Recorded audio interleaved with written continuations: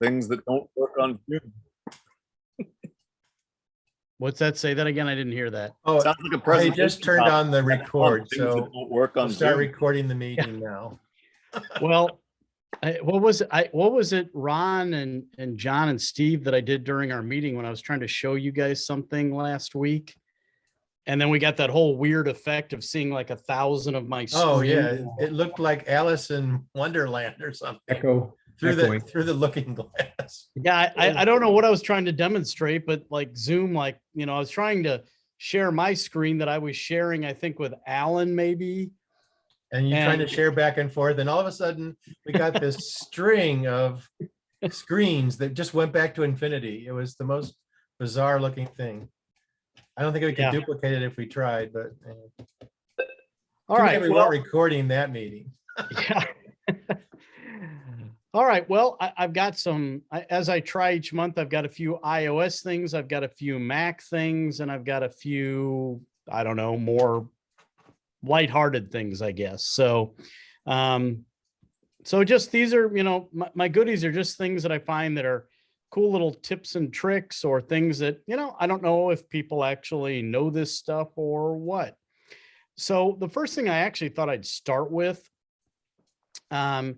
is screenshotting, because I think that I always just assume people, we're pretty adept at screenshotting, and then I am kind of surprised when I find out that people don't really know some of these, because there's 3 different ways you can, well, more than 3, but 3 main ways you can screenshot on your computer. And so I thought I would just kind of go through those real quickly with you guys. I'm going to share my screen here. Let's see. All right. Are you guys seeing my screen there? Hurricane. Yep. All right. So the first one is just the most basic one. If you just want to take a screenshot of the entire screen, it's Shift Command 3. And so when I just did that, can you guys see what I'm showing you here? Yep. Yep. It's just, you just get the whole screen, piece of cake. I personally never use that one because it just takes everything. So I typically use Shift Command 4. And when I do that, it turns, I don't know if you can see my cursor here. Can you see that moving? I see it. So you've got the little crosshairs, and then I drag and I take whatever I want there. Yeah, that's And fun. that's Easy. what I like that. I just, I like that. Yeah, I've used that before.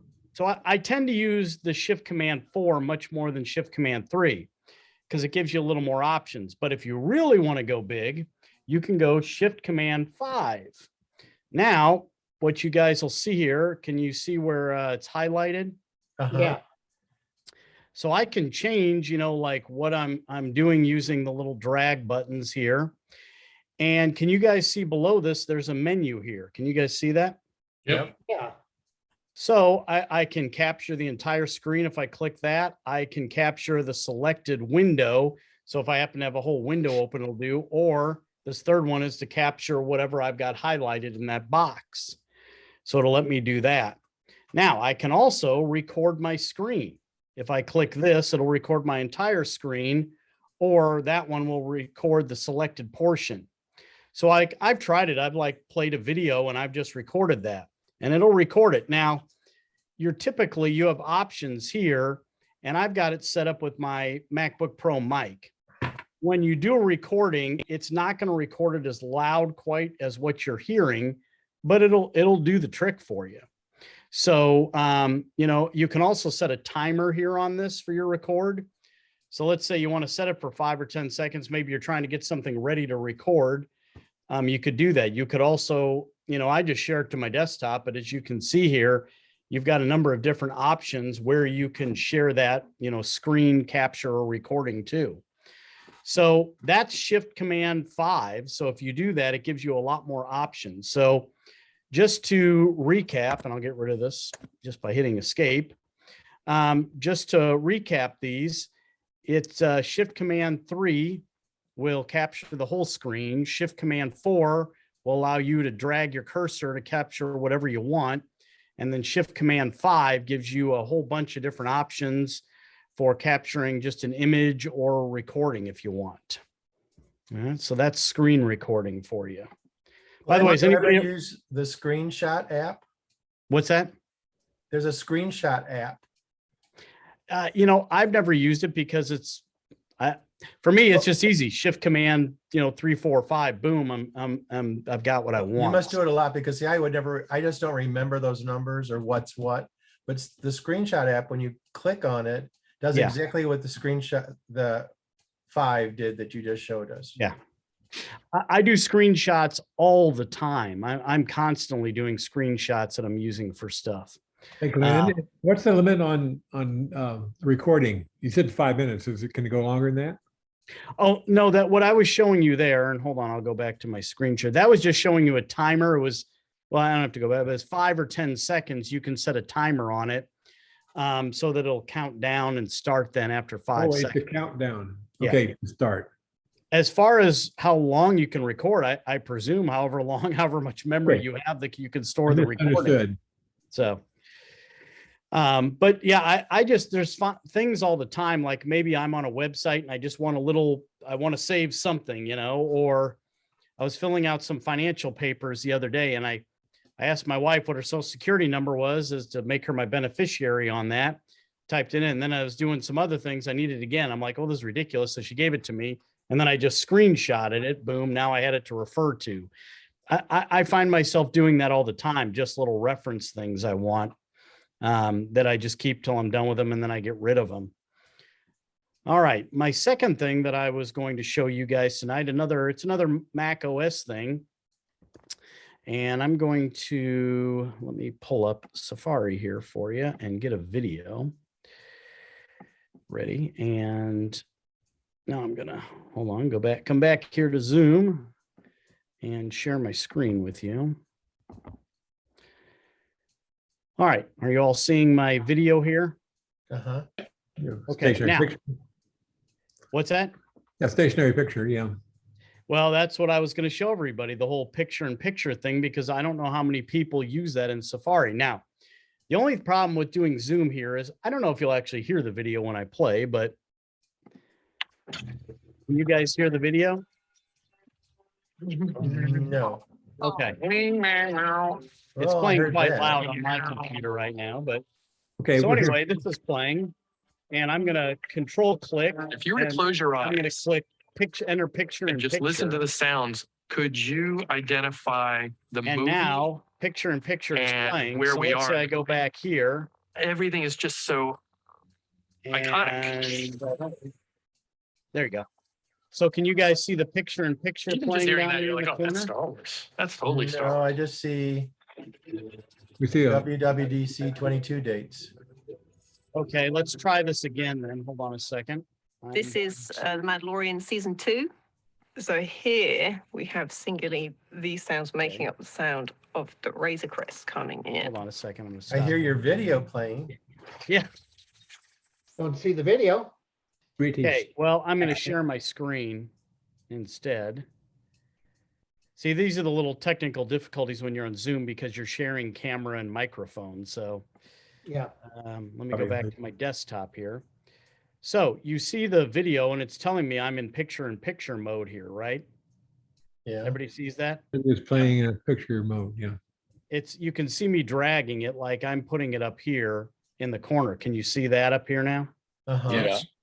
So, if I go back here and now I'm on my search for WWDC, you can still see it. You see it? I can, be playing it there in the And corner of here, the screen. such a nerd. There's like So, and then I can go back to full screen or I can, pause that or whatever. So I find has anybody ever used the picture in picture? No. No, I didn't even know that existed. Okay. Again, how did you get into I that? don't use it on my TV. How I did that again, I'll show you. So you see here, once I'm in the video and you got to be playing it. So it's playing. what I think is a very now I hilarious click, metal wobble Control sound click, that I will try and and put I will in go everything enter I ever picture in work on picture, and because there I think it it's is. incredible. Oh, I see. Here it goes. and then I can just We see click the- off of it anytime I want. Oh, nice. I find that useful, I'm there are just times where I'm listening to a video. I don't necessarily have to be watching it, but I've got it there, but I want to be working on something else. And so I just find it Oh, useful. I okay. can just stuff that into the corner of my screen rather than it playing in the background behind other windows. Cause occasionally I want to look and see what's going on there. And so I just find that really useful. I've always despised picture in picture on televisions, but for some reason I seem to like it on my computer. Maybe it's because I'm not trying to actively watch two different programs at the same time. I'm usually have one program playing while I'm doing, some other work or something like that. Yeah, that makes sense. So, it's a handy little thing to have. I don't use it all the time, but it's nice to know. And by the way, it doesn't have to be YouTube. It could, supposedly it's any video playing. You can go into picture in picture, but it's got to be in Safari. Now there may be other browsers that have that capability that I'm just not aware of. So my next thing is a real simple thing. My last thing for iOS. I had found myself for years, and I know, Alan's not here with us right now, but Alan is like the king of keyboard commands. I can't tell you, I see you shaking your head down there, David. Every time we're doing something, what's that? He's a king of a lot of commands. Yeah, he'll Yeah. overload you. He always has a key command for everything. And usually I'm like, well, I just click on that, So anyway, one thing I do find handy, and I'm going to share my browser again with you guys, is, let's see, move this down just a little. A lot of times if I want to copy the address bar, I just will go up and I will, just double click on it to highlight it. But there's also a real easy key command to do that. If you just go Command L, boom, and then just Command C, and now I've got it copied. So if you just hit Command L, it'll automatically highlight the URL in your address bar, and then you can, just Command C for copying. So I was always going up here with my mouse and clicking, and when I learned that command, I'm like, oh, well, that's just easier. I don't know. Now I just always hit, Command Swiss L and metal Command kind of C. Sorry about that. And so I just find it's kind of an easy little thing to do. Command L, Command C. All right, now moving over to some iOS stuff. Let me get my phone rolling here so I can share this with you, because I am sure that this is all going to work perfectly tonight.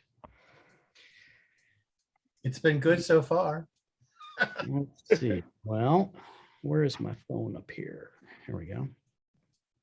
Well, my phone is connected.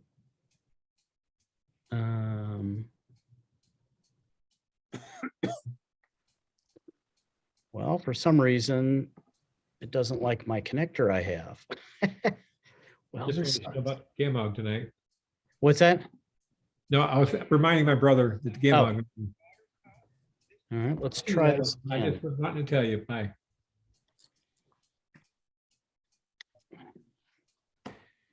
It sees my phone, but it doesn't want to. Are you guys seeing this little message I'm getting? House has started screen sharing. It says you started screen sharing. What are you guys seeing? Black. The message. Yeah, get- it's wanting to tell me how to connect my iPhone, and I'm connecting it. I guess it does not like this cable that I have here that I'm connecting to. So I can try it via air, but last time I did that, it didn't seem to want to do this. So let's try it this way. See what I mean? Every month, it's the Zoom technical difficulties here. Sounds great until you try it. Yeah, now it wants me to have a plugin to require to share my iPhone. Okay. All right, I can try this one other way. Give me a second. I'm going to connect via Zoom here.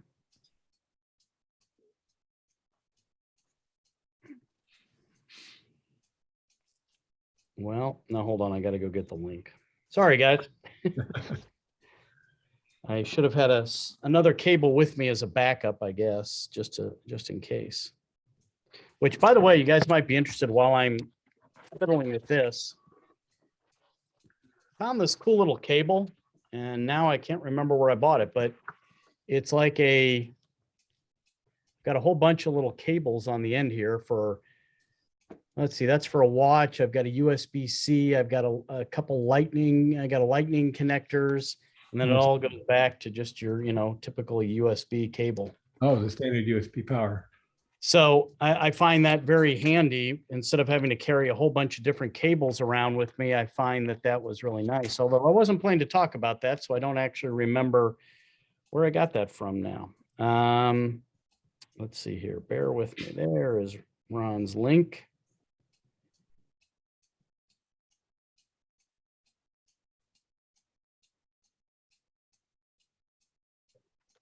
Ooh, we have a Glenn's iPhone. Got it. Okay. Separate person here. Why am I not seeing video though? Oh, boy. Hold on a second. There we go. Okay. Now let's see if this works. Hold on. I'm so used to the Mac. I'm not used to the, Phone. yeah, when I'm on here. Okay. So.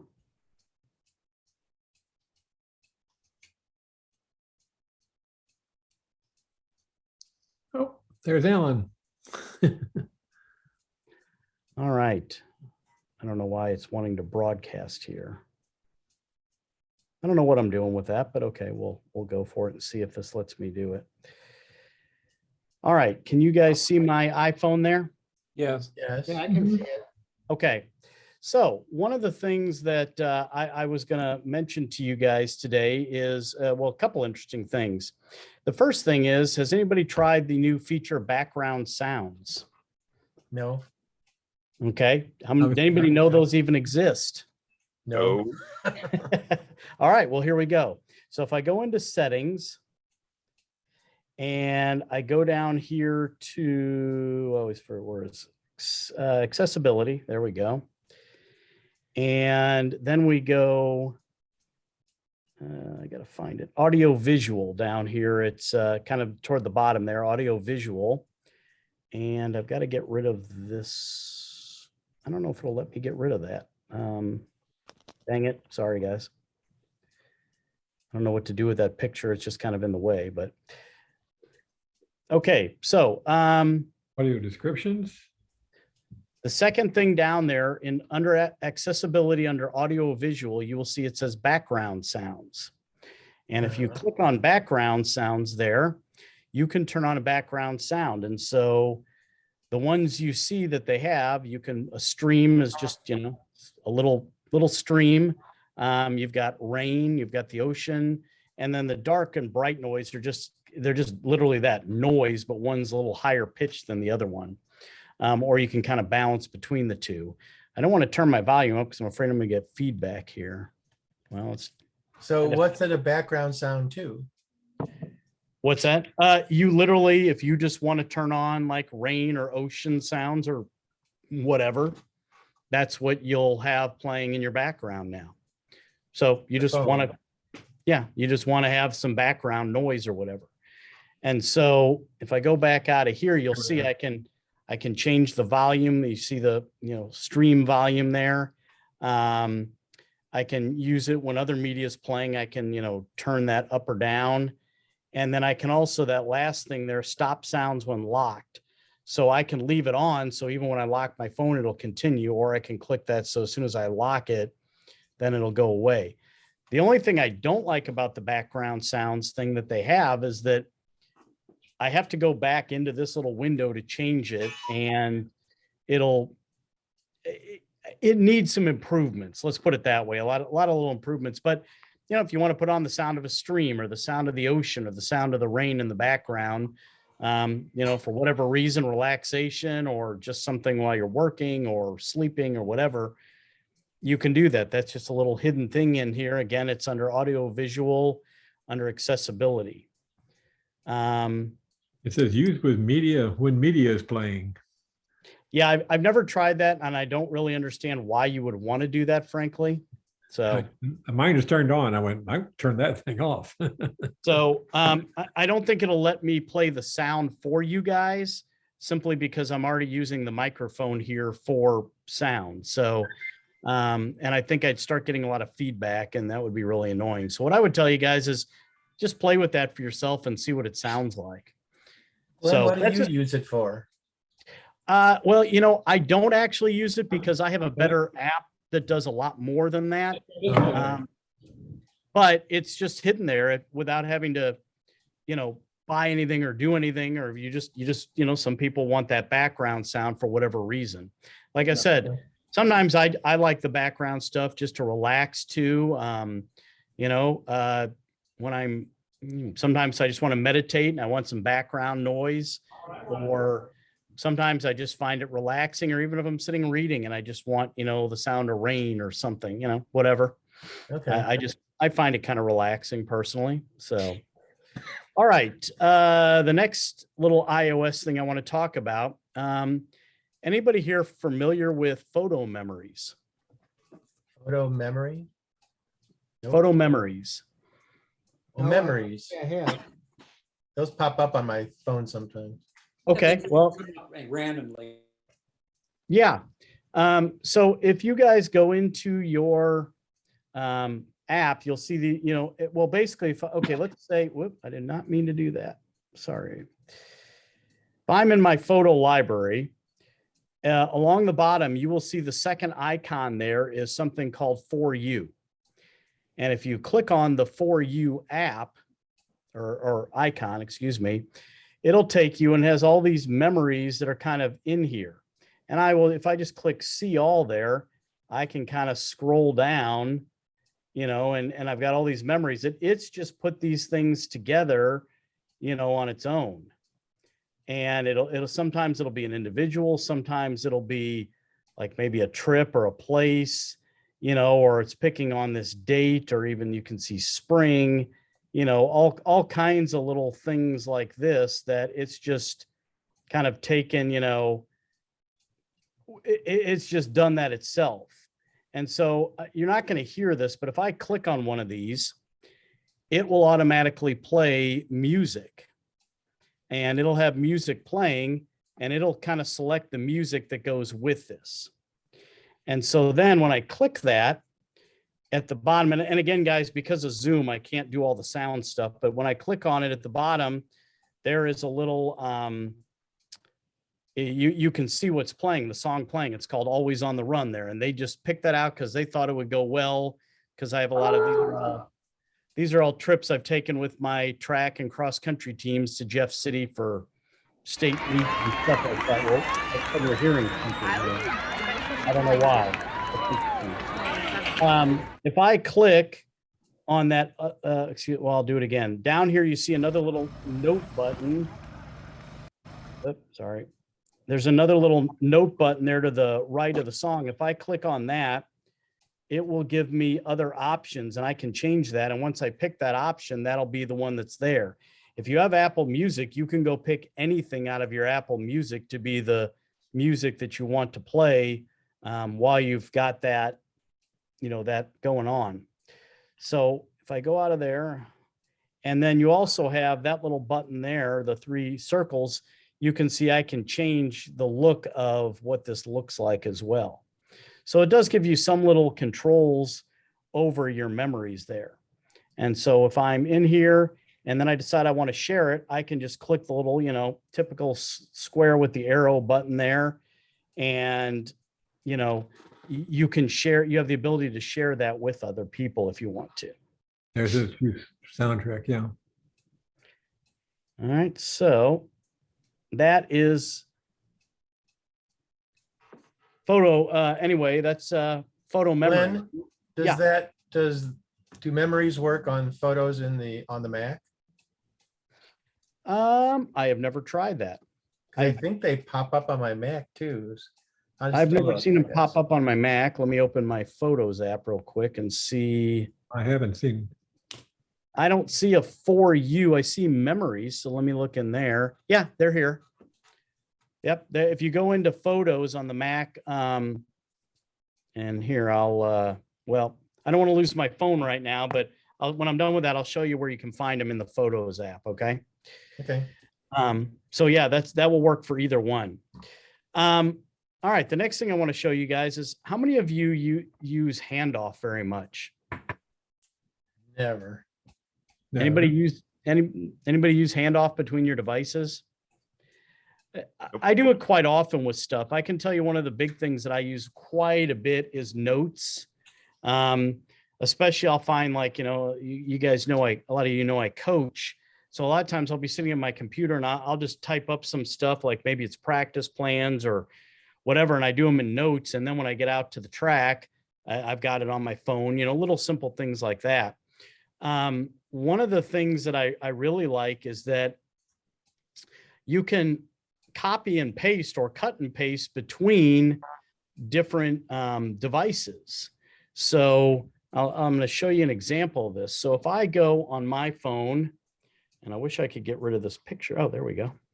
And I go into my notes app, and let's just say, okay, I'm just going to go in here and I'm going to copy something. So I'm going to highlight what I want to copy. Let's say I just want to copy that little workout that we did the other day. Now I can always go and hit the, copy or paste button.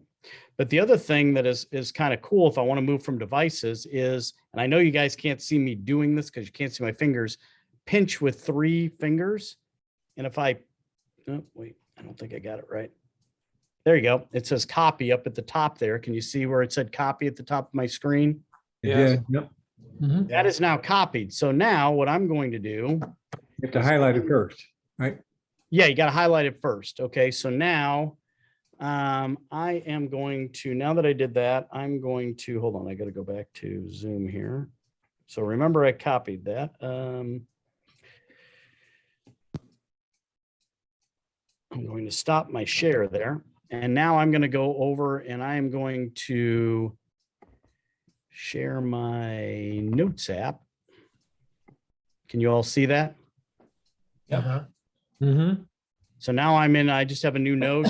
I'm just going Command V and boom, that's the thing that I copied off of my iPhone. So if you use 3 fingers to pinch on something you highlighted, you're not just copying it, but now it's taking it using, handoff and iCloud, that I can take that and I can now put that on my iPad or my Mac. So you don't have to choose to share all things on your notes, just this one item, right? Yeah. You can also, by the way, if you do a double pinch with 3 fingers, if I go boom, boom like that, it'll actually cut it instead of copying it. So you can do Careful, that. huh? So be careful. Glenn? Yeah. So Glenn, you don't need to necessarily do the pinch, just a Command C, and then you can go to another device and paste. You yeah, just have to be on the same Wi-Fi. That would be universal cut and paste though, right? Right. yeah. I just like this because it's so easy because I'm just like that, it's just a quick little pinch. And I just like that because I find it very Looks simple. cool. Well, I don't know that I was trying to impress anybody, but impresses me. I don't know. I like doing it. You like being cool. By the way, you can also do that with images as well. That'll work. So if you want to take and copy and paste an image, you can do that. All right. So I have 2 just little interesting things to wrap up with you guys then. And let me share. Let's see here. I don't know why I found this so interesting, but I thought maybe you guys would as well.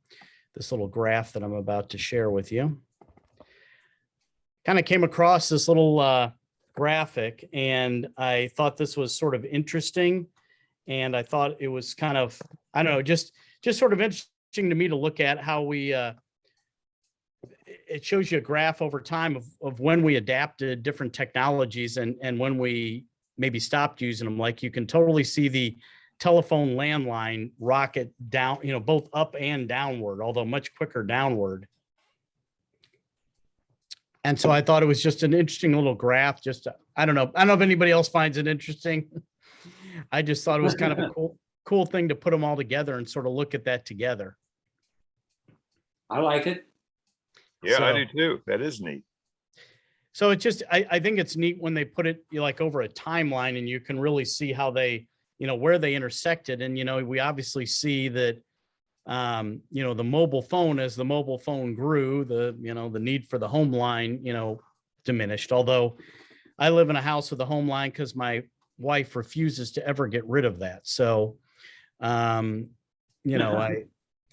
in fact, she doesn't like when the home phone rings and I never answer it. She's like, how come you never answer the home phone? I'm like, because I know it's not for me. Nobody would call me on that phone. Nobody even knows it exists. They call me on my iPhone. So I know it's for you. So anyway, I just thought that was interesting. And so the last thing I'll share with you guys, and let me share once again, is if you ever have the need to, what do I do with my old MacBook or MacBook Pro? Well, can you guys see this little video here? Yeah. Right, yep. Here you go. Here's the use for your old laptop. Oh. Oh, my God. And there you have it. What operating system is that? I don't know, but Microsoft. it's a piece of trash. Oh, Glenn, Actually, I just I tried would like copying your, to comment okay. about MacBooks. I was having an issue with USB ports on one of them from 2015, and I replaced the motherboard with one I got off of eBay. And it seems like it fixed it. Interesting. You can get information on how to do that kind of thing at Otherworld Computing or more predominantly iFixit.com. Both good sites. I've used both those quite a bit. Also, the University of California, Berkeley had a recent symposium on the right to repair and the legislative and legal issues related to the goals of ensuring that consumers can repair our things. I'll put a link out in the chat. Okay. Terry, what was the other site? There was iFixit, and I didn't catch the other one. MacSales.com, also known as Otherworld Computing, has some install videos that are more focused. You can share on your screen products with they- others and even record. It's more focused on the things that they sell, like for memory or SSDs or hard drives or that kind of thing, or batteries for some computers. Okay. Thank you.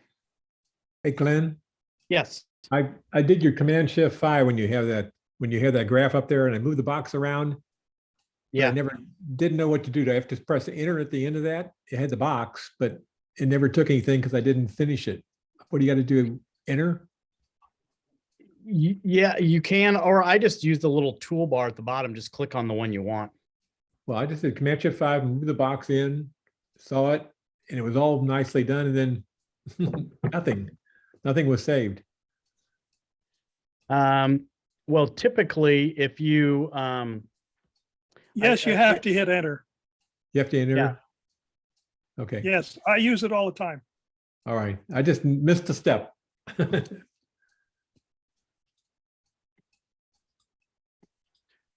By the way, if you are, just a little word about that, if you do record your screen, you'll find it'll pop up. If you're wondering, like, you're recording and how do I get out of this? If you're actually doing a recording of the screen, it'll pop up on the toolbar. You'll see like a little circle with a little square in it. And when you're done, you just click up on the menu bar up top. do you think it's possible you could bring that graph back up that had Sure. how fast we adopted? Yeah, give me a second here. I'll share that. You mean you didn't take a screenshot of it? No, I didn't. I'm gonna try it this time. I tried. I'm down here. I'm down in Florida right now. I'm down at a condo in Florida. Well, Been down here for a while. well, you picked a good week not to be here. That's for sure. Yeah, I understand. It got a little warm. My track athletes today were feeling it. Let's just put it that way, because you're on that track and your temperature goes up quite a bit on the track. Right, I got Well, and it. it was such a wild change from what we had a couple of days ago. Man, Saturday and Sunday was as nice as you could want. Not a cloud in the sky, 70 degrees. Wasn't it early last week? We had the frost warnings. Yeah. Yes. You know, Welcome and- to Missouri. And believe me, guys, I get to experience all these because I'm outside coaching every day. So I'm on my athletes this week. Hydrate, because we start state qualifying Saturday. I mean, yeah, I mean, this kind of heat, especially when it comes up this quick. Yeah, and you got this don't even- humidity, nobody's used to it. We haven't acclimated to it yet. Nope. Okay, is everybody, can I stop the share? Thank you. Yep, that's fine. All right. I can share that with the group if you guys want, so. Wanted to try something you taught us and it didn't work. So this time it did. I want to know Glenn? when, yeah, Speaking of being out on the track this week, I see medals. Were those from the Senior Olympics? yes, Nice. Were you doing shot put? yes, Awesome. 5K and 1500 meter and shot put. Great. Congratulations. Congrats, Grant. Wow. Yeah, congrats, Grant. Meaning us all.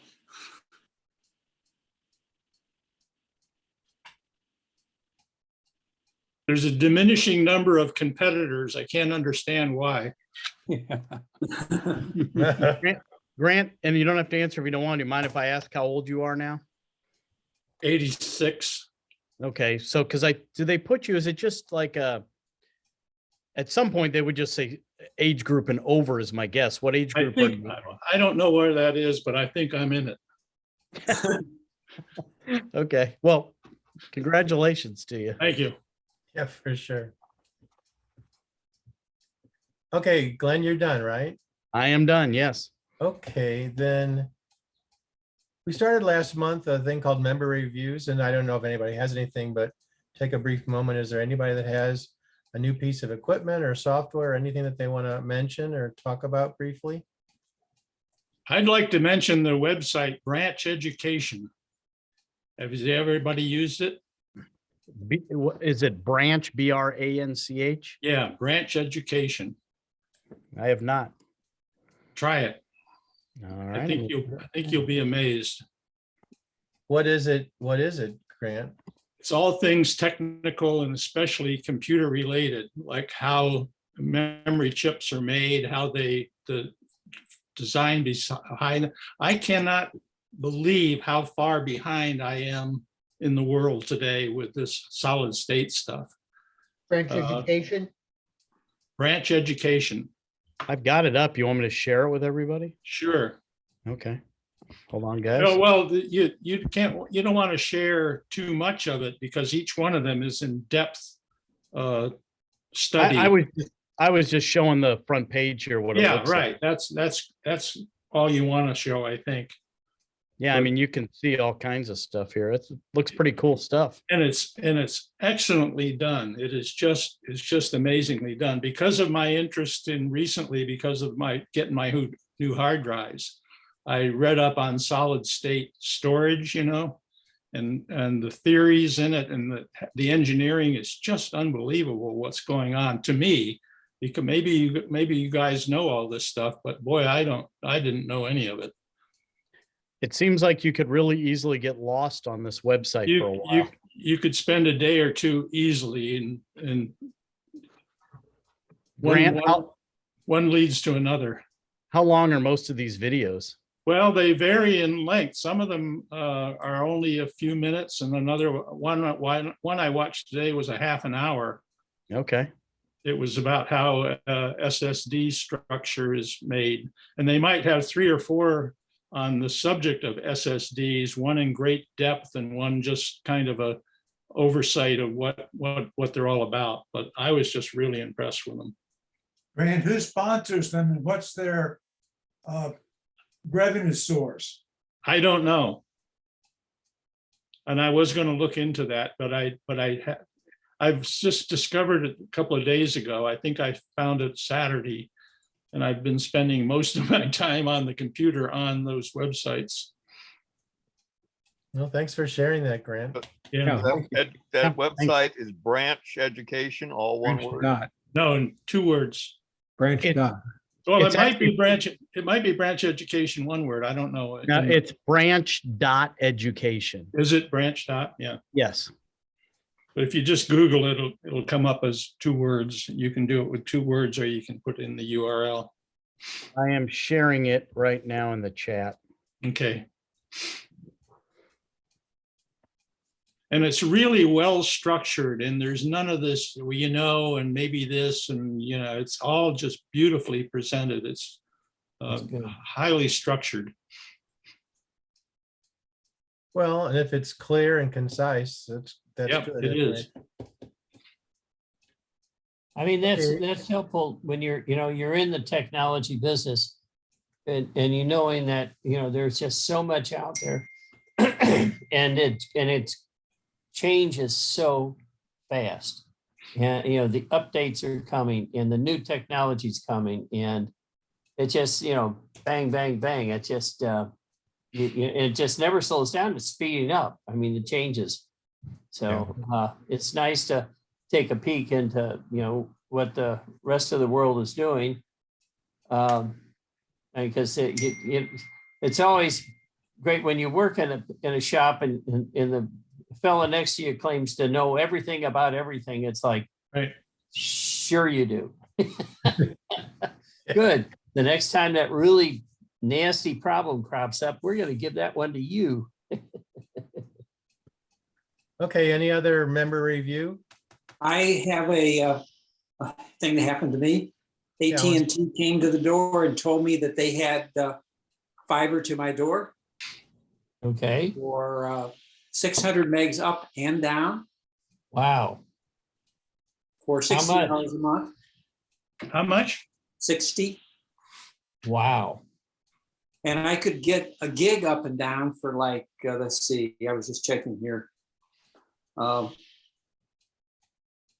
80. But So that's it's- just internet, right? Yeah. Now, they've strung the wire for me, but I was having trouble finding a way into my house from where they put the box on the outside. So they put the fiber over there and checked it out, got me my signal, and then they got to bring it in, and I'm going to have to take off the top of my deck to let them get underneath my overhang, a 2-foot overhang on my kitchen. And so the wires are coming in right here. There's a deck right here, and there's no way to get underneath so they can poke a hole through until I take the deck surface off. So they ran that to your house without you knowing? No. I told them it was okay. I actually Okay. had a underground pipe, and so they just pulled the old POTS cable out and pulled the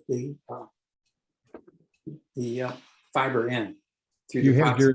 you had your electric brought in the house, Alan, right? Just tell on that. You Well, I had the that- electric and cable already brought in underground. I Did they put a- put it through the pipe that you wanted them to do? Yeah, no Yeah. problem. Just remember, anybody, that they have to dig through your yard. Well, they told me they were going to dig through, but then It's a the trencher, installer it's not a came, big hole, but and he said he was just going to run it to the air, but I don't want it run it to the air because it's right over my deck. oh, So it's not illegal. It would just be not right.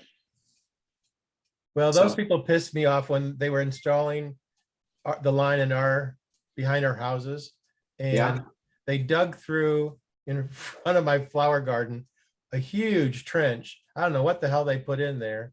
They did cover it up finally and put grass seed, but it was a mess for about a month and a half. And Yeah, well, I so, told them if they were going to trench it, I wasn't going to have it. yeah, Because I was interested in T-Mobile has a home service, which is only like 50 megabytes, but they don't have it everywhere yet. sure. Okay, any other new device or software? No? Well, I signed up for a new service. I was listening recently to Renee Ritchie on one of the various podcasts that Leo Laporte and others have. This one's called Mac Break Weekly. And he's also got a YouTube channel. And I was watching one of those, and at the end of it, he went into his, he put on his salesman's hat, and he talked about how wonderful Curiosity Stream is. And it would be great if people supported his podcast by signing up for Curiosity Stream. Well, the price of the thing, I couldn't believe this. The normal price, I think, was like $20 a year, but if you signed up through the special code word he gave you, was 15. Now remember that's 15 per year, not per month. And there is a huge amount of, I'd say mostly science and tech oriented content, although there's a lot of history things. I signed up for it and I immediately watched a whole series called The History of Science. And it was in short little bits, and I'm doing one now on a review of chemistry. And they've got the ones on US history and world history and so forth. And all kinds of things on dinosaurs and natural history of the earth and so forth. So for $15, well, $15 a year if you sign up through Renee Ritchie, or 20 even if you don't, I thought it was a pretty good deal. And, you know, now think about that, contrast that with what is it, Netflix up to $10, $15 per month. So, I mean, a lot of these services that you sign up for are per month, and those, you know, those begin to add up. So, you know, this was $15 a year, you know, so what, not even $1.50 a month, and you're getting a huge amount of content from this thing. But my wife wouldn't watch that. Well, mine doesn't either, but I sure do. Yeah. Okay, anything else? Okay, let's move on then. Last month, I think it was Steve showed us how he and his wife can share their computers at home, and he can take over hers or to help her with things or whatever. So as a kind of a follow-up to that, it's also possible to share your screen with others through messages on your Mac. And Glenn does that with his father down in Central America. So I've got a little brief video that comes from Apple support to show you. Then we'll ask Glenn to just kind of expound on what he does and how it helps and all that stuff. Okay, give me a moment here. Let me bring it up.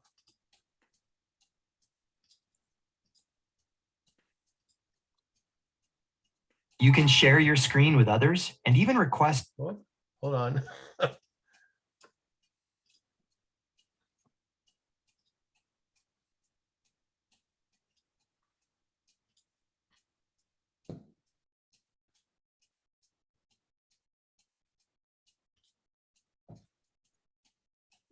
Okay, are you seeing that? Yes. Yes. Control their screen right from messages on your Mac. Here's how. To send a request, in Messages, click the Details button. Click the Share button, then click Ask to Share Screen to view your friend's screen. Or for your friend to view your screen, click Invite to Share My Screen. To accept a screen share request, when the invitation appears, click Accept. Select Control My Screen if you'd like your friend to take full control of your Mac, or click Observe My Screen if you just want them to view what you're doing.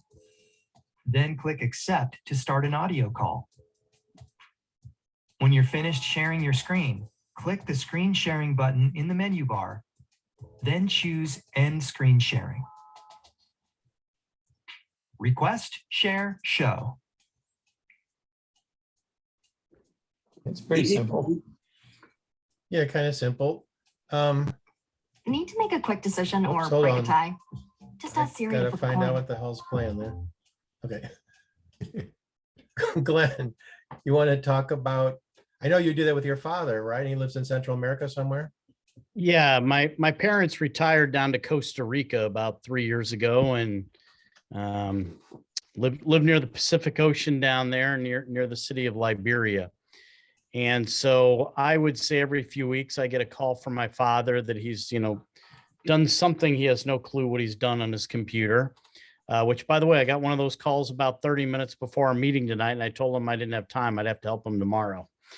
And so, me trying to, you guys have all had this experience where you're trying to walk somebody through something over the phone is like, just does not work very well. And so I had tried, there's other software out there and stuff that I tried to, be able to take control of his screen. And then I don't know, it's been around for a few years now where Apple put the functionality into messages to allow you to share screens. And so, I've done that with him when he's got a problem, I'll go in and I'll basically take control of his screen so I can move stuff around and I can click on there and everything. And as long as the other person keeps their hands off the mouse, you're good. Because as soon as they put their hands on the mouse, now they have control back from you. Right. The other thing that you do when you share is you're talking to them through the computer. So like, for instance, Alan and I have used it a number of times when we're doing database work. And, we'll usually call each other on the phone first, and then we'll get that going and hang that up, because otherwise now you've got two different voice things going on at the same time. So you can do both voice and see each other's screens there. So it's just a real simple way to connect. The one caveat that I will give you, make sure you have any VPNs turned off. That's one thing that I've had to learn. I always have to make sure, because I use a VPN, and if my VPN is connected, it will not let me connect to somebody. So I've always got to make sure I turn that off before I use that. So other than that, it's worked well for me. I don't know, Alan, you've used it a lot with me. You want to chime in anything here? Well, we've had a few times when it didn't seem to be available. I think it's mostly related to VPN. Now I've got the Apple Relay on. Was that Apple new? Apple Relay. And that didn't seem to bother it as much. We were able to do it with that on. And sometimes it would show up. He could connect to mine, but I couldn't see his. So we just switch around, and and it doesn't matter which person initiates it. Either one can be sharing the screen. So it's really flexible, and you can keep someone from changing your screen and just show them what to do, or share both. It's really user friendly once you get in there. I know that Alan and I have shared a lot of files via email over the years and working with database, and it's so much easier to do this when we can just see each other's screen, and Alan can say, oh, we just need to change this, and he can either watch me do it or he can do it or whatever, versus having to share files back and forth. So it's just a convenient, handy little tool that I think works pretty well. Within the past week, I've had two experiences with Apple, and one of their, what do they call themselves, a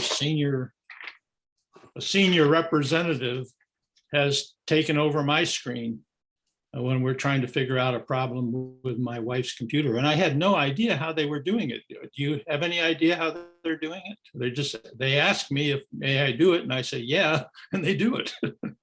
Yeah, I've used that on a number of occasions with Apple over the years. I mean, I don't know exactly how they do it, but I mean, it's similar technology a little bit.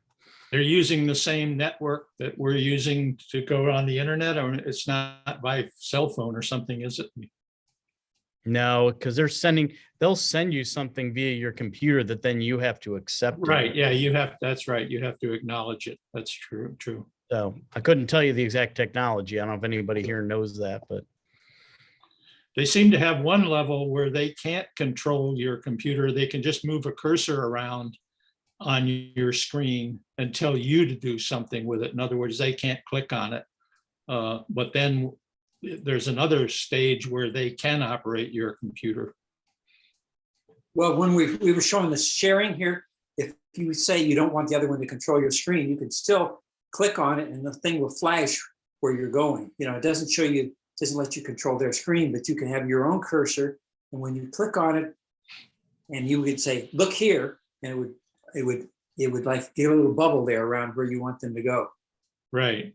And he could answer I would put my cursor somewhere and I say, is that where you want me to click? And he would say yes. So he was seeing what I was doing. Yeah. Oh, his cursor was it was a bright red arrow, and mine was the standard cursor on the screen.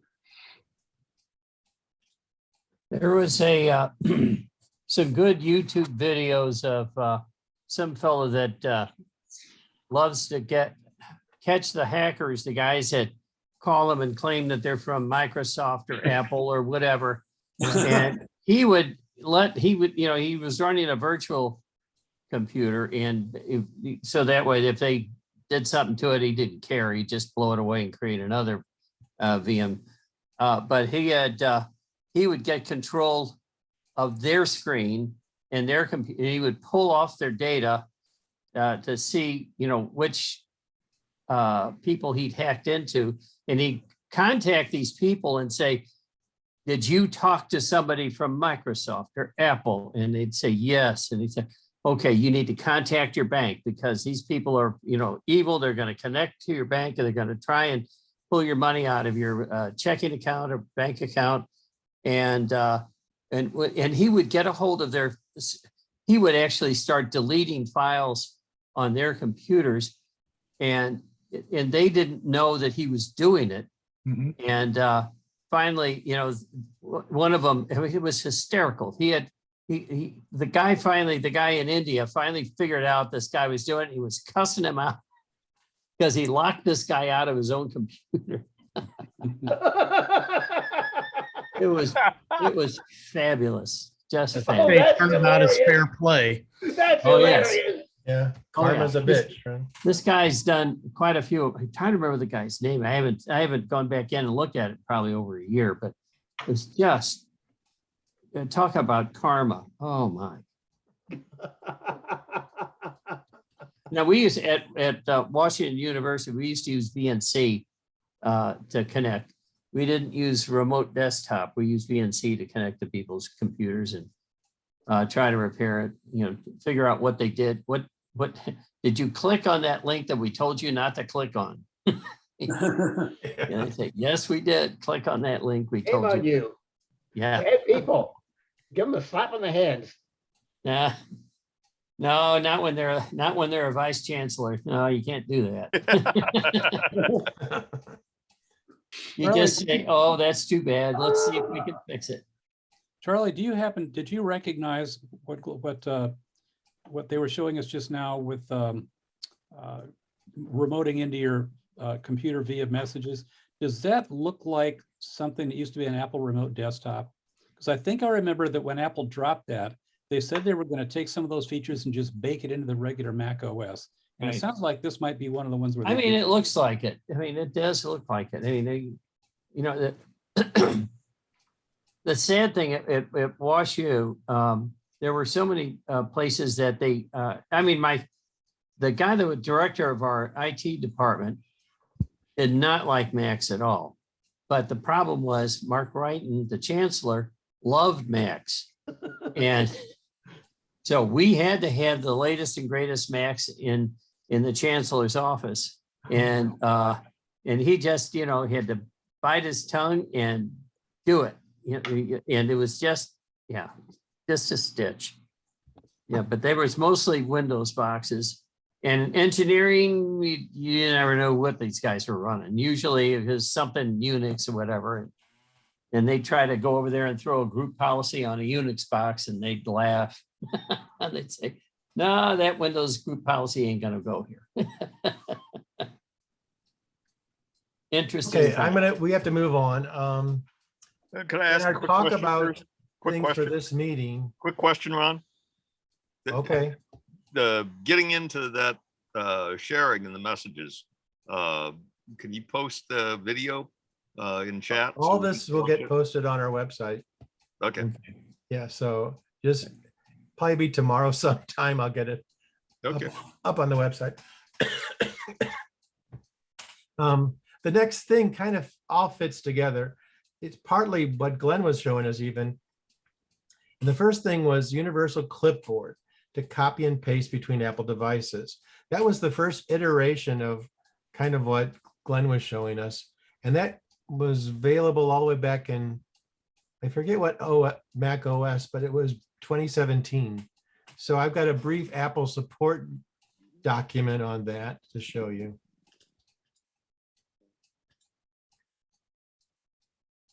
Let's see, Screen share.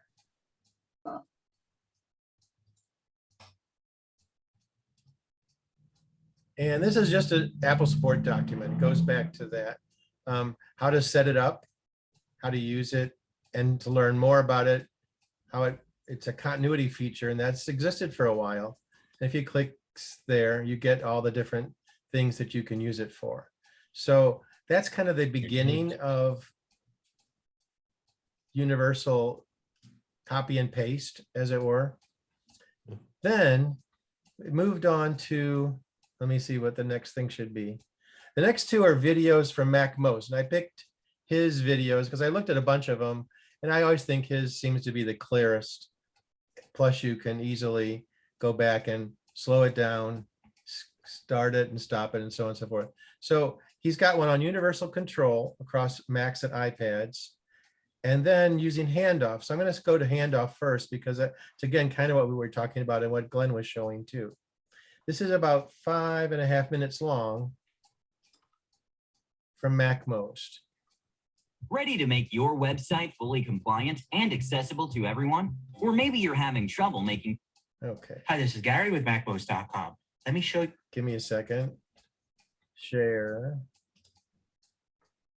I wish Zoom would come up as like an automatic share, but doesn't exist yet.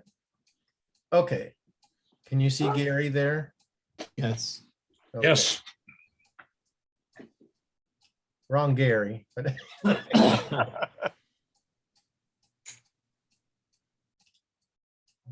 MacMost is brought to you thanks to a great group of more than 500 supporters. Go to macmost.com/Patreon. There you could read more about it, join us, and get exclusive content. So a great feature of all your Apple devices is their ability to copy and paste between them.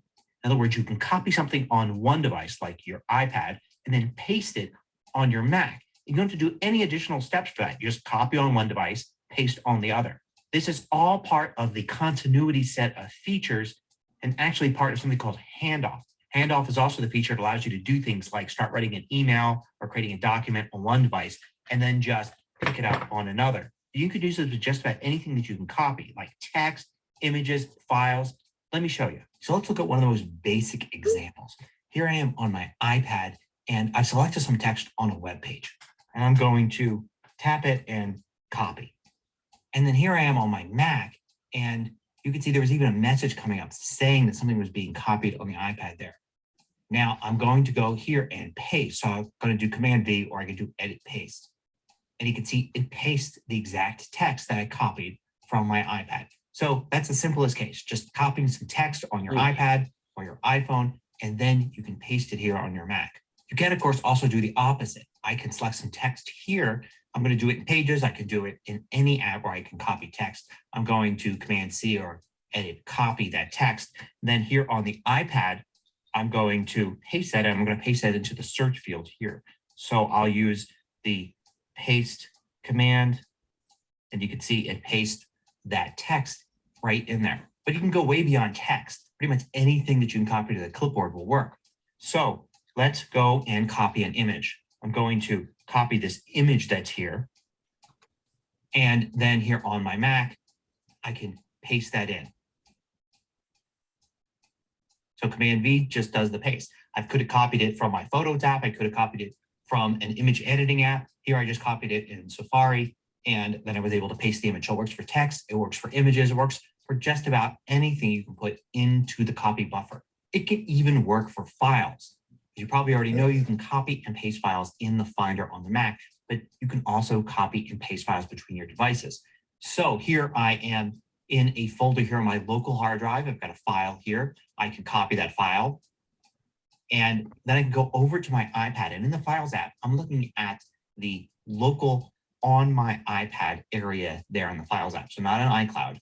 And here I can just tap in the middle of the screen, and you can see I've got paste, and I could paste there. And there the files pasted. So this gives you a way to quickly transfer files. And this isn't a small file. This is a 31 meg file here. And I was able to put it onto my iPad or iPhone pretty easily using this. This works on the iPhone just as easily with text, with images, here with a file. Again, I'm going to copy. And then here on my iPhone in the Files app, in a local folder, not using iCloud Drive, I'm going to simply paste and it will paste the file in there. So here's also the same thing between two Macs. Got my Mac Pro on my desktop and my MacBook Pro here, and I can copy this file here, Command C, and over here on my MacBook Pro, I can paste, and it will paste that file, and works, of course, with images, with text, with anything in the clipboard as well. To get this working, got to make sure that you have a few things turned on. First of all, you want to make sure that you've got Bluetooth turned on. You want to make sure you have Wi-Fi turned on as well. And you want to make sure you have this feature turned on, which is under General and System Preferences, and it's called Handoff. Allow handoff between this Mac and your iCloud devices. On your iPhone or iPad, the settings for this are under General, and then you'll see AirPlay and Handoff. And you make sure Handoff is turned on. And of course, also check for Bluetooth and check for Wi-Fi. And then it goes without saying that you have to be signed into the same iCloud account on all these devices. That's the key that links all these together, is being signed in with your Apple ID in your iCloud account. So even if you have all of these things set up correctly, some people report that they still have trouble using this, or it only works from one device to another and not the opposite way. I've even run into situations where it just seems to stop working. What works for me to get it working again is simply to turn Handoff off and then turn it back on again. Try that on each device. So it's a quick switch on and off. Other people have said that they've had to restart their machine entirely to get it going. And there's still other people that say they can't get it working at all. Of course, it goes without saying that you need to have a fairly recent Mac. So if your Mac's like 8 years old, or your iPad is 7 years old and using an old version of iOS, it's probably not going to work. And as I showed you here, it's super handy for transferring files. It's easier to use this than it actually is to use AirDrop for transferring files. So I hope you get some use out of it. Thanks for watching. Oh, I have a question. Publish new tutorials every weekday. So any comments about that? I have a question about that. Sure. When the data is transferred from one device to another, is it actually sent back to Apple through the internet and then to the other device? Or is it sent only on your local area network? Well, he said he had to be on his actual device when he pasted it, but I'm not sure exactly. You're saying if it's going to Apple first and then coming back to you? I'm asking that. I'm not saying that. I don't know that that's the case. Yeah, that I don't know. I was just wondering how the information is transferred between the devices. Is it directly between them on your local network to your home router? Or is it like AirDrop where the handshake on Bluetooth and the devices then make an ad hoc network to each other to exchange the file? Because supposedly on the AirDrop, you could have two phones out in the middle of the jungle with no connectivity. You turn on their Bluetooth and their Wi-Fi, and you can transfer a file. And supposedly that's because they see each other with Bluetooth to handshake. And then one of them creates an ad hoc Wi-Fi network for the other to connect to, but under the covers for the data to be transferred. Yeah, it's a good question, Terry. I can't tell you. But it's something to think about, I suppose. Okay, our last item that I have is universal control, which is sort of part of what they've been showing us here with handoff and so on. So this one is about 6.5 minutes long. It's Gary from MacMos. And let's see what he has to say. One simple but brilliant trick to cool your home in 90 seconds. Tired of hot and stuff? Sorry. Hi, this is Gary with MacMos.com. Let's hit. Okay, let me share this one.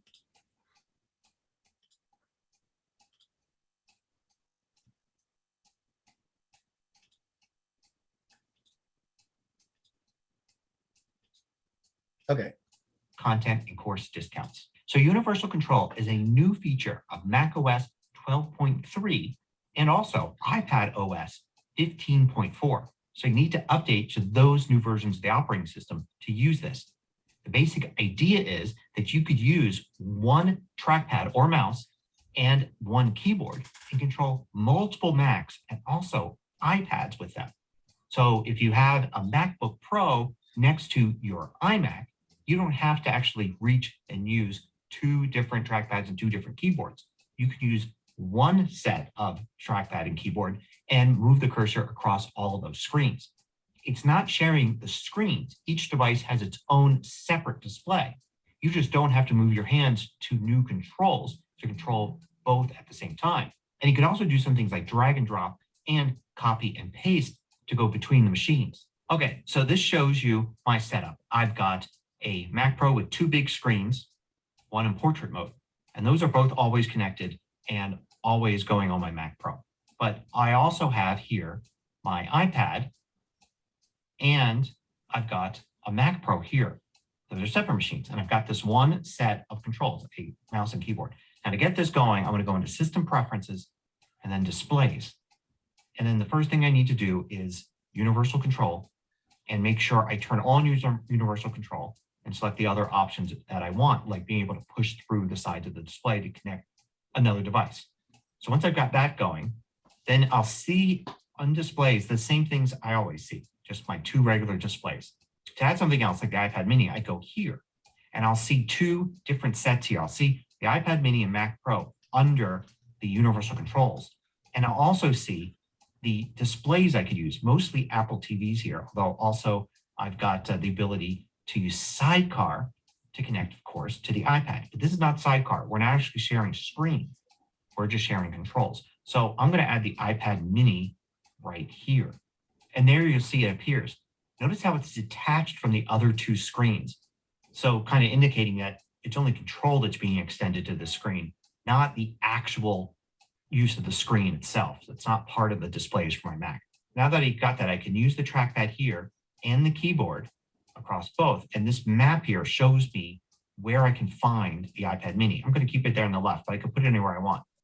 If I move the pointer all the way across and out the side, you can see now it appears on the iPad mini. And I can use it as a pointer there, like I was using a trackpad on the iPad mini. And it can go over buttons, and it kind of merges with the buttons in the way that it works if you use a trackpad with the iPad.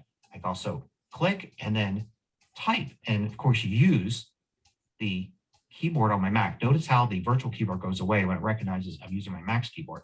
And I can type right there. I can select text. I can do everything I can as if I had a trackpad and keyboard hooked up to the iPad. I can copy, Command C, move back to my Mac and go into text edit there and paste. Copy and paste works very well between these. I can even do it right here where I can type some more in text edit, select all, copy. Then I'm going to go over back into notes on the iPad and paste in here. There you go. So copy and paste works great. Now let's go and add the Mac, the MacBook there as another device. So if I go over here and note that I have turned on universal control on the MacBook Pro as well. So I will see it here and I'll turn that on here and add that as a third device. And I'll see it appear like this. I can drag that into any position I want. I'm going to put it right there next to the iPad mini. So now I can drag across the two screens of my Mac Pro, the iPad mini, all the way to the MacBook Pro. And I can use the keyboard that's here for my Mac Pro to type. And in this case, I'm just going to paste in what I had copied before. And I can go all the way back and forth between all of these screens, 4 screens on 3 different devices. And notice what happens here. If I use the trackpad and keyboard on the MacBook Pro, it splits them and I get control back from my MacBook Pro. But now my MacBook Pro, I can go and scroll across and take over my Mac Pro with the trackpad of my MacBook Pro. So it kind of works really naturally. If you grab one keyboard and trackpad and start using it, it will split them and then it instantly kind of joins them together again, no matter which one you're using as you drag the pointer. Here's another view of all of this. I'm going to drag and drop some files. I'm going to drag and drop a file from my Mac Pro all the way over to my MacBook Pro. I'm going to drag one from the MacBook Pro all the way across over to my Mac Pro.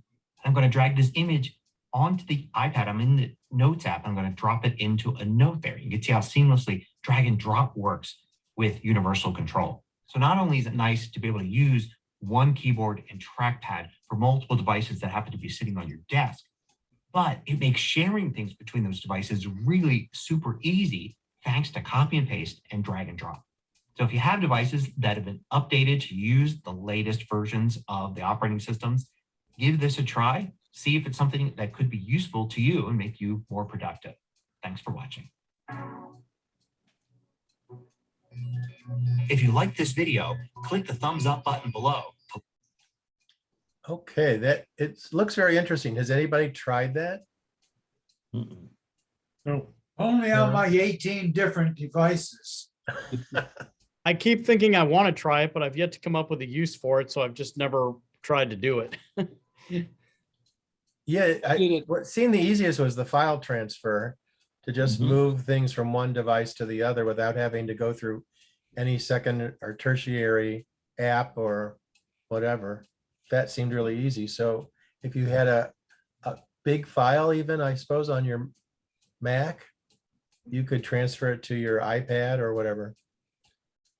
I will say this, there are times when I'm doing like, well, okay, I'll give you a great example where maybe I'll have to try this out sometime in the next week.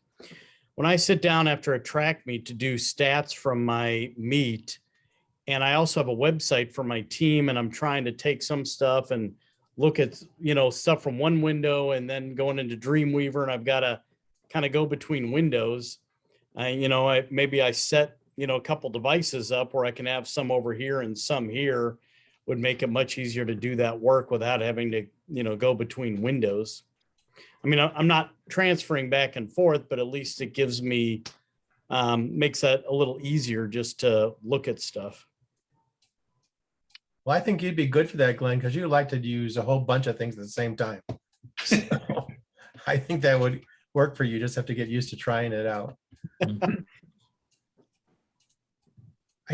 I don't think he said any particular, you have to be on the same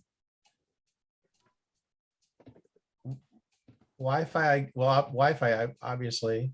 He didn't mention about YouTube, Bluetooth, or whether you had to be on the same iCloud account or something. So I'm not sure what the caveats are for that universal control, but it's relatively new. And notice you have to have the newest operating systems on your devices to be able to do it. But certainly something to maybe give a try. I will post these videos on our website and you can watch them again. And if you want to actually try it, see how it works. Okay. I just had a thought. It goes back to the question that Terry had raised earlier. If anybody wants to, I don't know if this is a statement or a question. Suppose you've got the application Little Snitch, which will tell you when, it'll monitor all kinds of network traffic coming in and out of your computer and help you to catch, people trying to break in and so on. Yeah. What if you had Little Snitch or some other alternative to it running at the same time that you're doing handoff or universal control? It seems to me that if anything is being sent back to Apple in the process of doing all this, Little Snitch should be able to pick it up. However, I would like to point out with Little Snitch that out of the box, it has certain rules that are turned on by default that I think allow certain Apple processes. So if you want to block Apple, you can, but you may have to adjust defaults. Yeah, but at least that it will might tell you- be a way for you to find out whether, or an answer to your question from earlier. Yeah, I was just thinking, I was looking more along the lines of asking the question, is anything going back to Apple or not? Yeah. Little Snitch, I would think, could tell you that. Or whether you I think Google could probably tell us that too. Would you believe Google? I wouldn't. If we find a reputable article, it would probably be believable about how it works. Well, if I'm just saying, if there are utilities out there that are looking for traffic coming in and out, then have one of those running at the time that you're doing universal control or handoff, and that should be able to answer the question whether anything is going back to Apple. Yeah, that's a thought at least.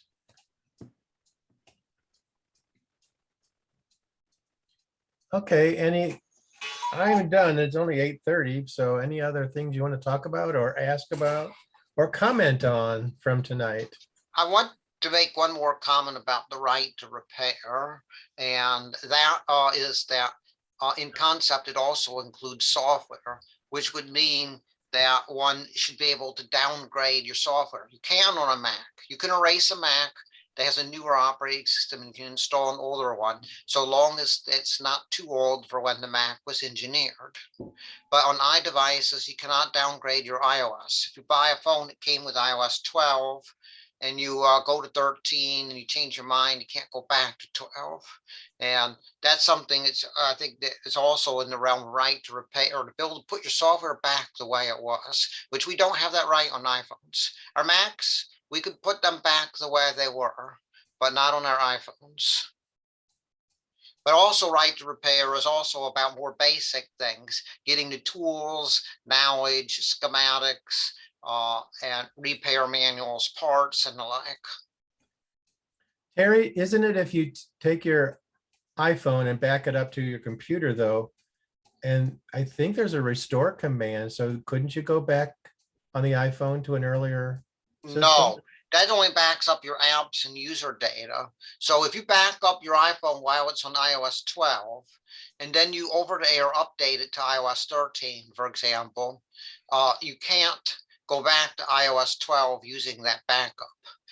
So when you install iOS, Apple uses a signing process. Actually, the phone contacts Apple. May I have permission to install this operating system? Apple will come back. If it's outdated, Apple will say no, and the install will stop. It's a cryptographic signing. It's very sophisticated. Even the best of hackers haven't seemed to overcome it. Even the people who invent jailbreaks don't get around all of the hurdles that Apple throws, and that it's just that Apple is using technical means to take away our rights to reinstall our software as we see fit. Fortunately, they haven't done it to Macintoshes yet, and I don't think they've done it to the M1 based Macs either. Okay. But this is something to watch, a scene to watch. Is right to repair. Many technology companies make things difficult to repair for various reasons, sometimes in the area of software, sometimes in the area of hardware, or they may create software that makes repair difficult, like software is designed to make the device not work or put a weird message if you use a third-party part or something like that. And another thing that, another scene to watch is antitrust. There are efforts, various efforts in various countries about the question.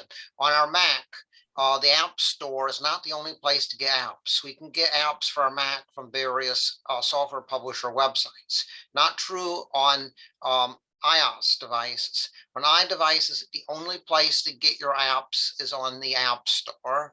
And if somebody wants to write an app that Apple wouldn't approve of because Apple just disfavors certain subject matters, they have no outlet to publish their app. Okay. Any other comments or so questions? that's in the area of antitrust. That antitrust. Okay, Apple is catching some I legal think you heat talked that to death a little bit, Terry. Okay. Okay. I think the European Union is showing their muscle to the tech companies by enacting much tougher restrictions than we have, here in the States. So It's still work in progress. I keep an eye with, what European Union is doing. I have a quick question for Grant. Last month, you asked me about running a test with TeamViewer for Right. Your reunion app. Yeah. You still want to do that? No, thanks. I'm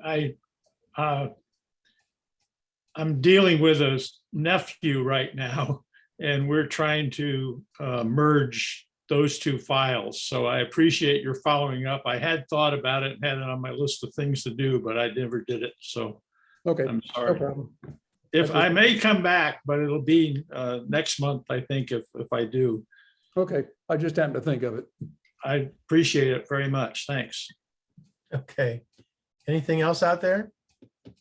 I did have a question about, when we found, at least when I was doing updates to our, we had screens across campus that we used VNC to connect to. And the screens were Mac Minis running boot camp. And when I had to go in and make changes and do some configuration, just, housekeeping work. The nice thing about that was that I could blank the screen out so that if anybody's standing there and seeing what I'm doing, they might, learn something about how to crack into the thing. So that was one of my nightmares, is that having the students grab control of these screens and start displaying anything, including, porn or, salaries of employees or whatever. So I'm surprised they never did. I know, but we blank I like to blank it out, get everything done that I needed to do, and then turn the screen back on remotely, of course, and bail out. But I just wondered if if some of these tools that we have for remote control allow us to blank out the screen so the user doesn't see what we're doing. No, that I don't know. It's helpful, I can tell you. Oh yeah, I would think so. Oh yeah. Oh yeah.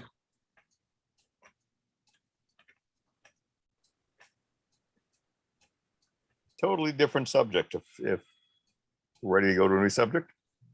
Sure, Gary. Okay. Memory pressure. Looking at the activity monitor on Mac OS, and I've got a little Mac Air.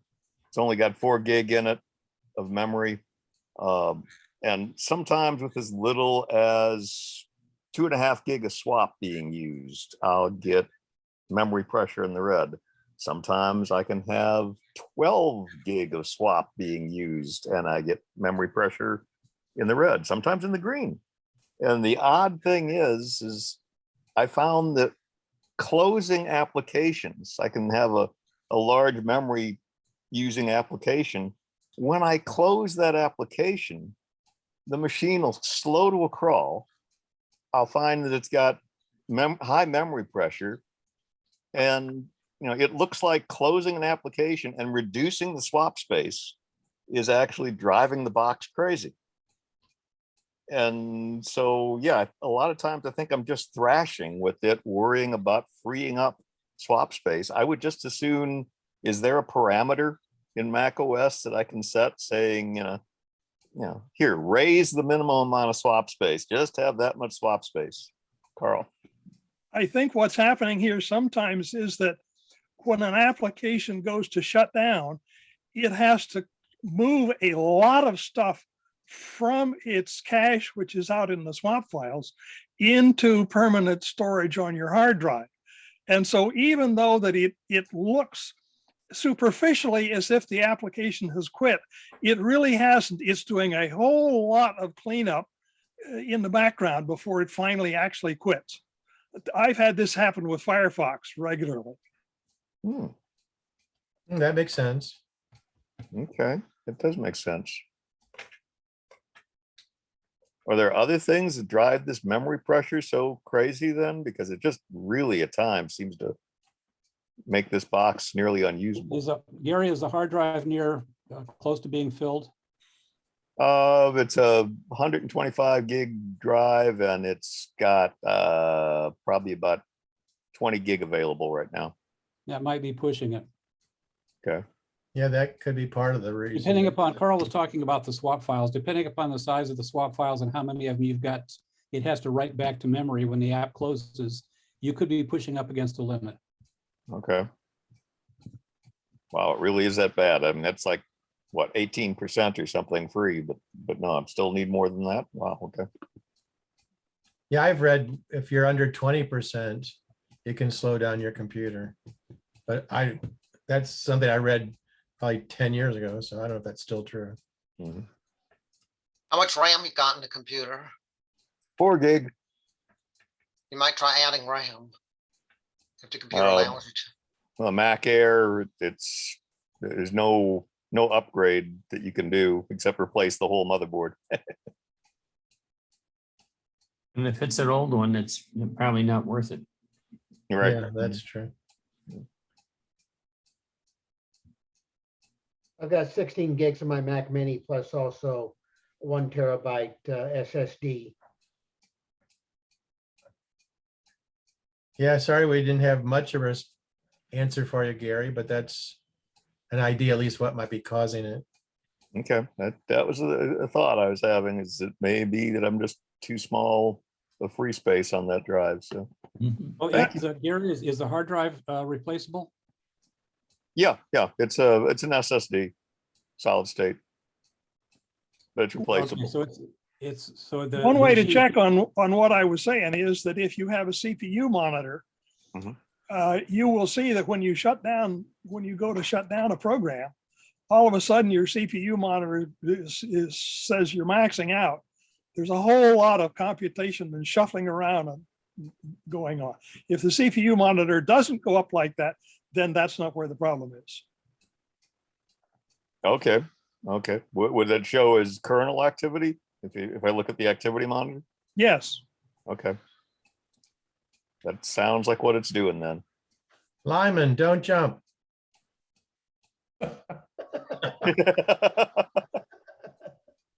John, you were about to say some closing thought on that? No, I was going to say if the MacBook Air that you've got, I'm guessing that it is one that came with a spinning hard drive originally, and it sounds like you swapped that out for an SSD. No, I think it was originally a solid state. Oh, it did. Okay.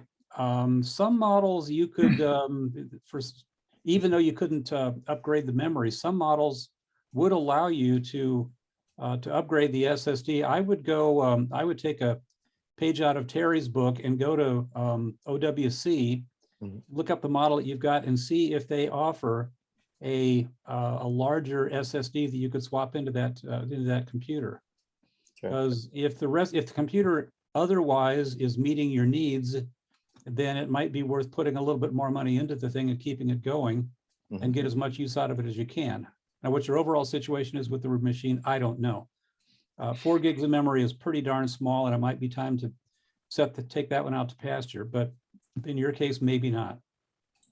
It may be too much emotional attachment to the machine and not enough reality of attachment to it. It may be time to let it go. I would check OWC. I mean, there's a lot of places you could go to Micro Center and just check out SSDs. I would go to OWC and input the model that you've got, because they will be able to tell you very quickly and with high confidence whether that SSD is swappable, and they'll be able to, of course, they'll be more than happy to sell you the one they've got. Great, thanks. Okay, any other comments or questions or? I've got a comment or question, I guess. The other day when I put these new SSD drives on my computer and did the initial backups, they got really warm. Is that common? I don't know. I don't know. Did you restore from, what do they call it? The restore utility? Not remote desktop. I can't think of what the thing is. So you put them in and then you restored from an image from another drive? Migration Assistant. Were you using? I use Migration Assistant. Yes. Okay, that works them pretty hard. So that's probably, again, that was sort of the equivalent of what we were talking about earlier with dumping the swap files.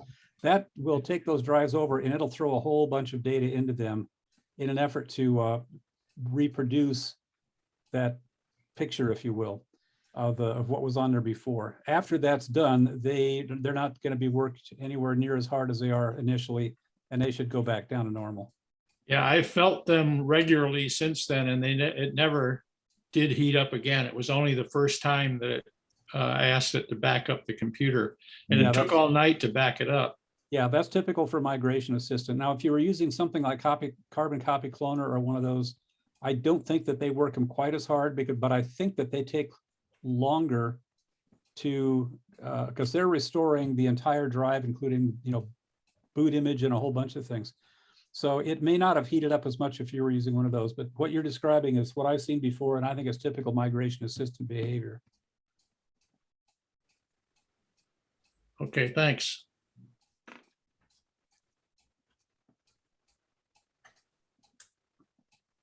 Well, if there's nothing else, I guess we can sign off for tonight. Remember, next month, it's the WWDC and all the things that get announced. And should be some interesting new products there. Ron, one other quick thing, and I was looking around for this before the meeting and I couldn't find where I put it. When I was listening to one of those podcasts, I think it was called The Tech Guy with Leo Laporte and a couple of other people. Leo mentioned he had a lot of disparaging things to say about Google and spying and so on. And he pointed out that Firefox, which recently has upgraded to version 100, if you can believe that, has instituted they are now compliant with what's called universal privacy control or something like that. There is a setting, you have to go into it and type in some commands to do it. And he walked you through it on the podcast, where you can take Firefox. I don't know if this is true of other browsers. Well, it's true of at least one other one, which is DuckDuckGo's browser. Yeah. Okay.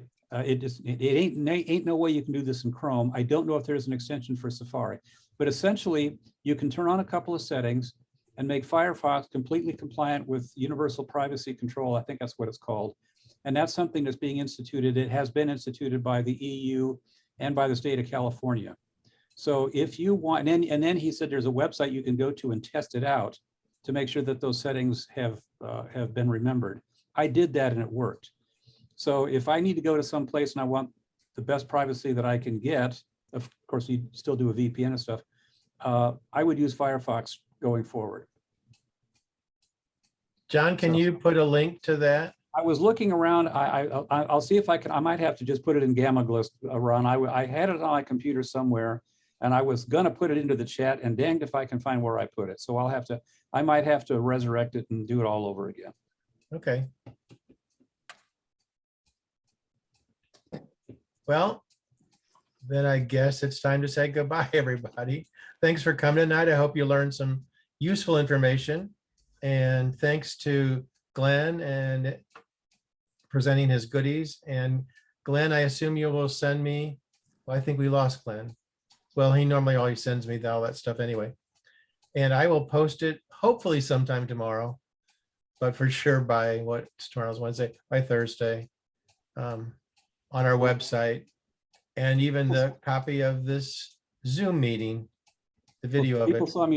People probably saw me sharing my dog, but I didn't get to see Steve's cat. So, or your cat for that matter, Ron. The cat didn't jump up here tonight, but your dog was, it was interesting. You weren't blurred out, but your dog was. I got to get a better camera. Okay, everybody. All right, good See you night. next month, I hope. Thank you all. Good night. Calabash, wherever you are. Wherever you are. Thanks for coming.